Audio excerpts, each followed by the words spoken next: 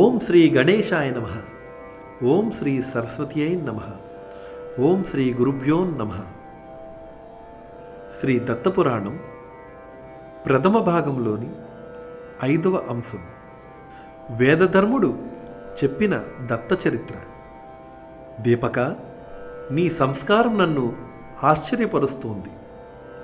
దత్త చరిత్రను వినాలని కోరిక కలగడం ఒక గొప్ప విశేషం.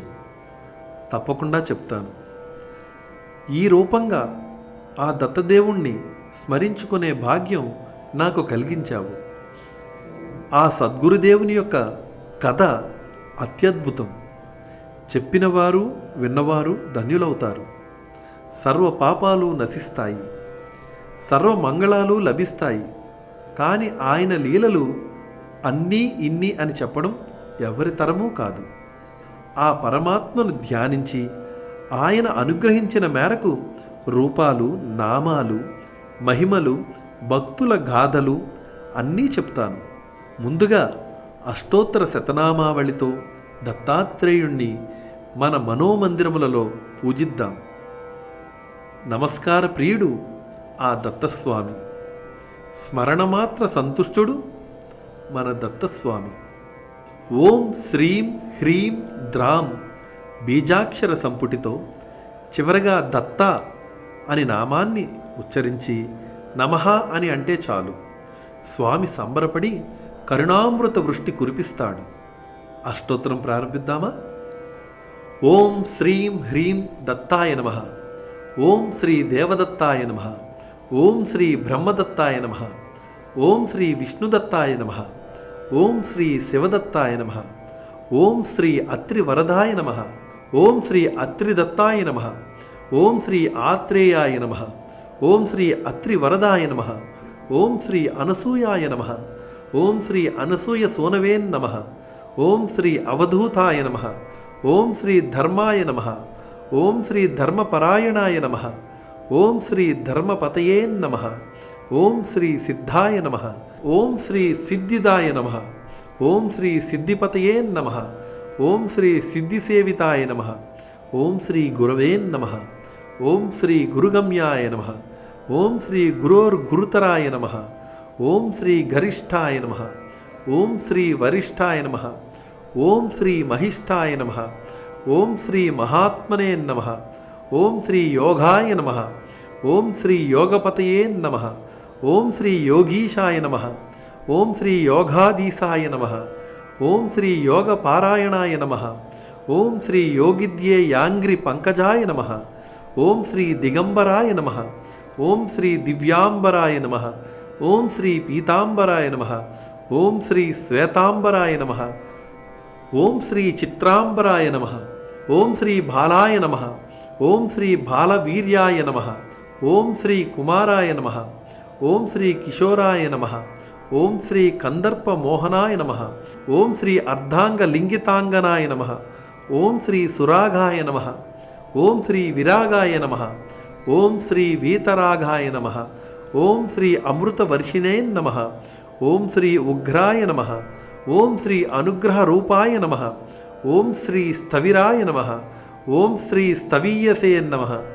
ఓం శ్రీ ఊర్ధ్వరేతసే నమః. ఓం శ్రీ ఏకవక్త్రాయ నమః. ఓం శ్రీ అనేకవక్త్రాయ నమః. ఓం శ్రీ ద్వినేత్రాయ నమః. ఓం శ్రీ త్రినేత్రాయ నమః. ఓం శ్రీ ద్విభుజాయ నమః. ఓం శ్రీ షడ్భుజాయ నమః. ఓం శ్రీ అక్షమాలినే నమః. ఓం శ్రీ శంకినే నమః. ఓం శ్రీ గదినే నమః. ఓం శ్రీ మునయే నమః. ఓం శ్రీ మాలినే నమః. ఓం శ్రీ విరూపాయ నమః. ఓం శ్రీ స్వరూపాయ నమః. ఓం శ్రీ సహస్ర శిరసే నమః. ఓం శ్రీ సహస్రాక్షాయ నమః. ఓం శ్రీ సహస్రబాహవే నమః. ఓం శ్రీ సహస్రాయుధాయ నమః. ఓం శ్రీ సహస్రపాదాయ నమః. ఓం శ్రీ సహస్రపద్మార్చితాయ నమః. ఓం శ్రీ పద్మపాదాయ నమః. ఓం శ్రీ పద్మనాభాయ నమః. ఓం శ్రీ పద్మమాలినే నమః. ఓం శ్రీ పద్మగర్భానురుణాక్షాయ నమః. ఓం శ్రీ పద్మకింజల్క వర్చసే నమః. ఓం శ్రీ జ్ఞానినే నమః. ఓం శ్రీ జ్ఞానగమ్యాయ నమః. ఓం శ్రీ ధ్యాననిష్టాయ నమః. ఓం శ్రీ ధ్యాన స్థిమితమూర్తయే నమః. ఓం శ్రీ ధూళిదూసితాంగాయ నమః. ఓం శ్రీ చందనలిప్తమూర్తయే నమః. ఓం శ్రీ భస్మోద్ధూళిత దేహాయ నమః. ఓం శ్రీ దివ్యగంధానులేపినే నమః. ఓం శ్రీ ప్రసన్నాయ నమః. ఓం శ్రీ ప్రమత్తాయ నమః. ఓం శ్రీ ప్రకృష్టార్థప్రదాయ నమః. ఓం శ్రీ వరీయసే నమః. ఓం శ్రీ బ్రహ్మణే నమః. ఓం శ్రీ బ్రహ్మరూపాయ నమః. ఓం శ్రీ విష్ణవే నమః. ఓం శ్రీ విశ్వరూపిణే నమః.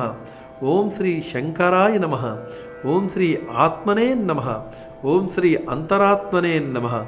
ఓం శ్రీ పరమాత్మనే నమః. నాయనా దీపక, దత్తుని దయవలన నా దివ్య దృష్టికి గోచరించిన అష్టోత్తర శతనామావళి ఇది. స్వామి అనంతనామధేయుడు, అనంత రూపములు కలిగినవాడు.